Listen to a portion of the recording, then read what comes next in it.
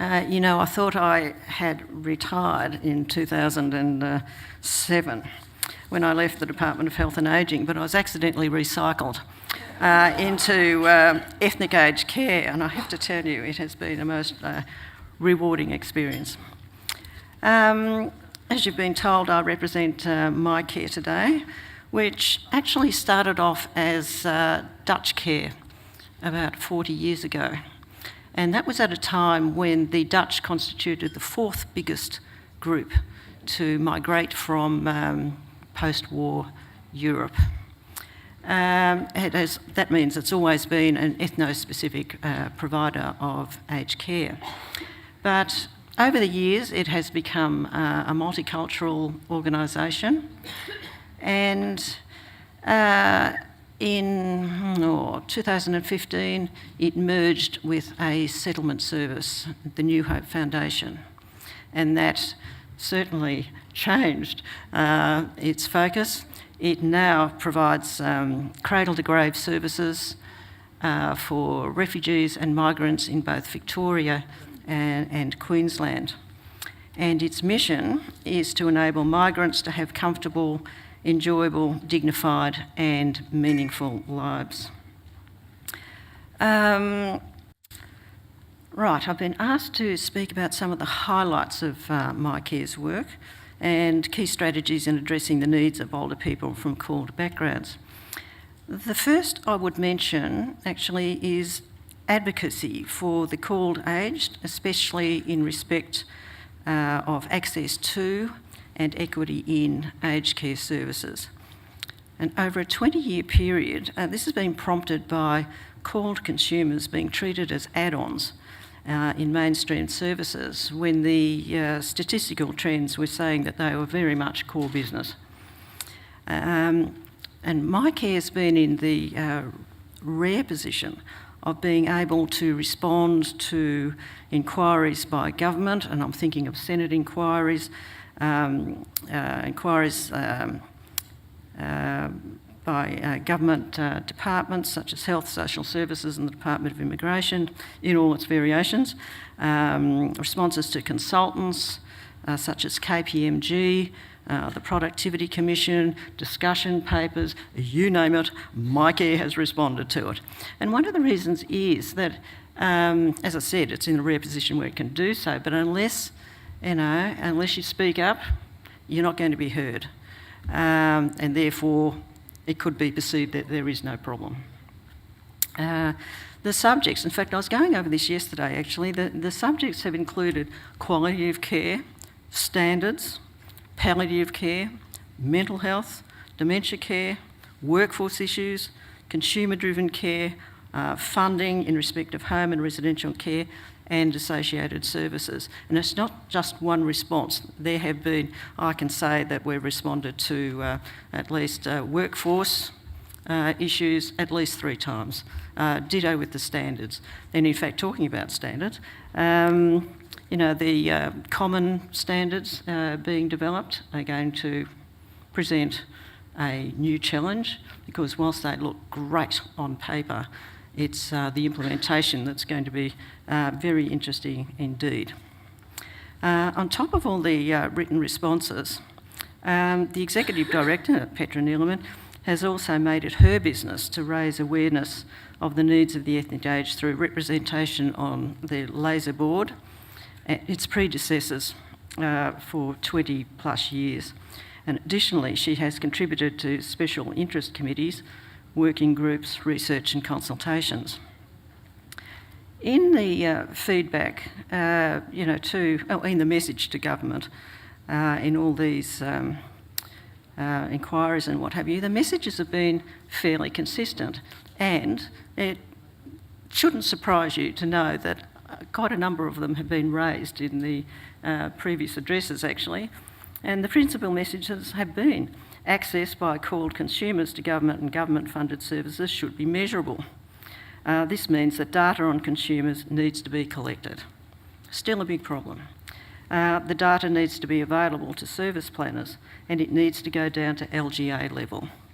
Now, LGA is probably specific more to Victoria, but nevertheless it should go down to the smaller population units.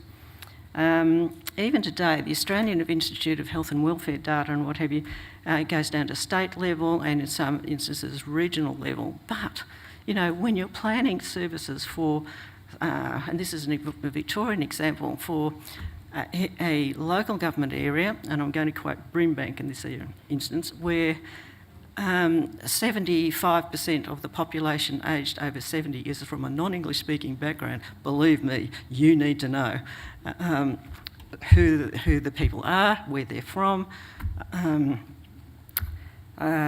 what they need. I mean, really, it's essential. The resources and effort of funded agencies should be apportioned according to the percentage of the called people in the targeted population. Called consumers' uptake of services needs to be measured regularly. Called consumers' views on the quality of services need to be obtained. Called uptake of funded services should be in direct proportion to their percentage of the target population, and discrepancies should be investigated to identify access issues and program relevance. Information on programs should be made available to called consumers in a form which they are likely to access. And it's not going to be My Aged Care. It's going to be, the information should come from, you know, ethnic radio, ethnic press, television, and even word of mouth, community consultations, information sessions. And this notion of the navigators helping people through My Aged Care is great, but I bet you a number of ethnic agencies are already doing that out of just sheer necessity and the desperation of the client group. First languages, consistent with those of consumers, should be used in funded services, and called consumers and their community representatives need to be consulted by government on policies and practice. So nothing new, but it's still sort of outstanding. MyCare's efforts in this area paid off when it became the only called organisation on the National Called Strategy Working Party, which resulted in the National Ageing and Aged Care Strategy for people from culturally and linguistically diverse backgrounds, which undertook to include called factors in the planning, implementation, funding and review of government programs. Now, we've yet to see how that's been implemented. Of course, this particular framework's been overtaken by the more general diversity one, but again, you know, the proof of the pudding is in the implementation, and we're still waiting. Another highlight is culturally responsive care in its own services, and I'll start with a quote from the Executive Director, and that is, "I cannot stress the importance of language in providing care. Without a means of communication, there is little point in living, and many ethnic elders are doomed to being classified as difficult and with inappropriate behaviours when they are merely trying to communicate. I believe that language needs to be accessible 24 hours per day, not once a week or on the video or when the family visits." With this in mind,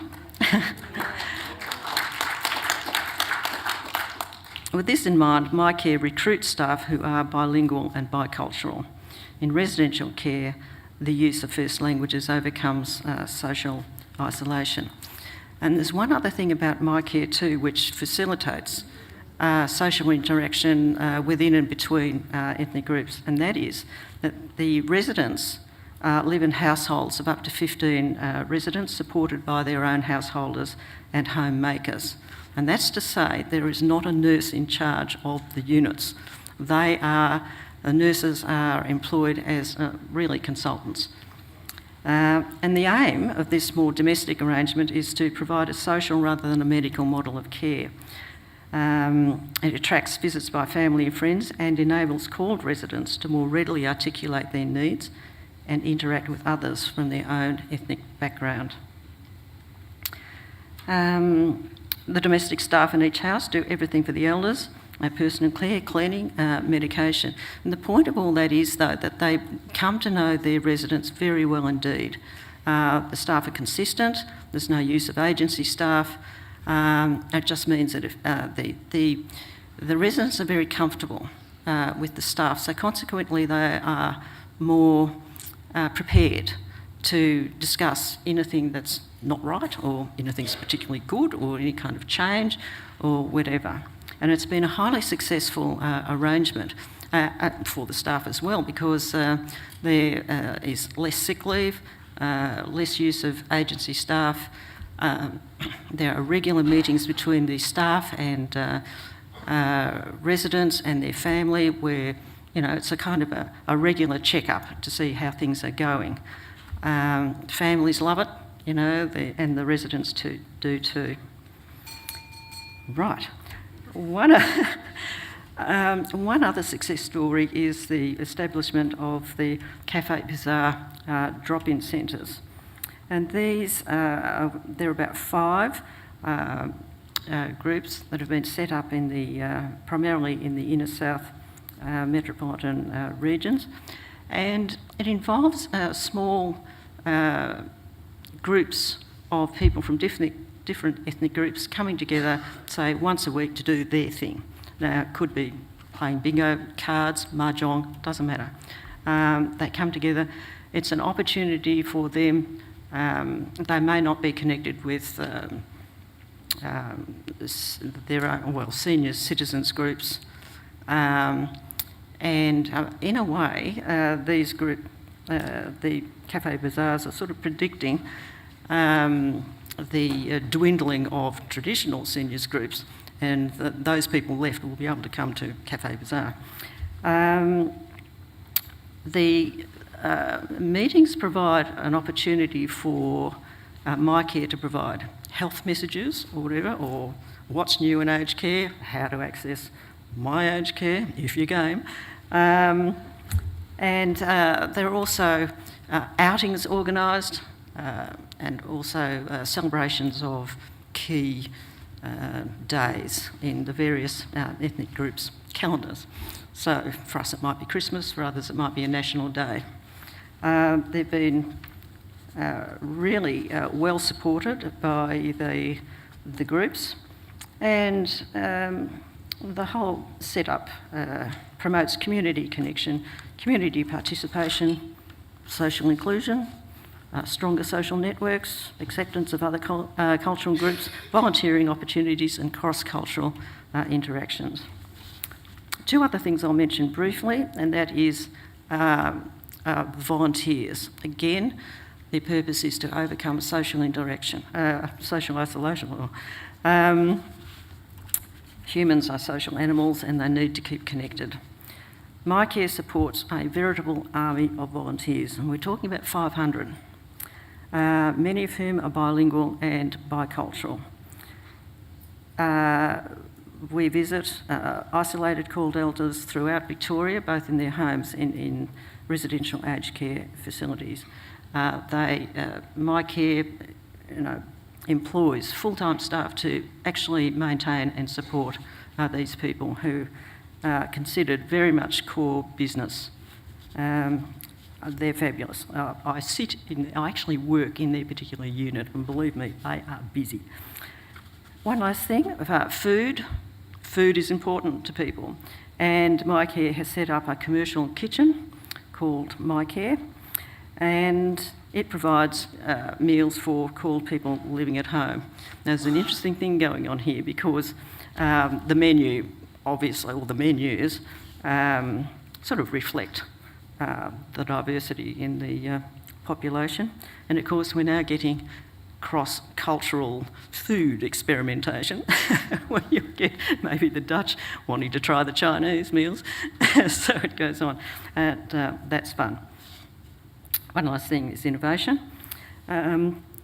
Robots have been introduced to MyCare's residential aged care facility in Queensland. And you might think, oh, that's the beginning of the end, but it's not. The robots assist with the movement of laundry and meals between residential care units. It's a first in Australia, but they unusually, they are kind of freestanding thingos where they are programmed to go to a certain floor and deliver whatever and programmed to come back to its docking unit, etc. And they've been trained, if you like, to avoid obstacles in the corridors. They don't run along dedicated rails as they might do in a hospital. And the residents love them. Just to see these things coming up. It's funny, and of course the staff do too, because it saves a lot of heavy trawling of really heavy trolleys loaded up and what have you. Saves 11 hours plus per day in labour, which is dedicated to interaction with residents. Truly, not necessarily a cost-saving device. It has been actually used to introduce more interaction between the staff and residents. So, thank you.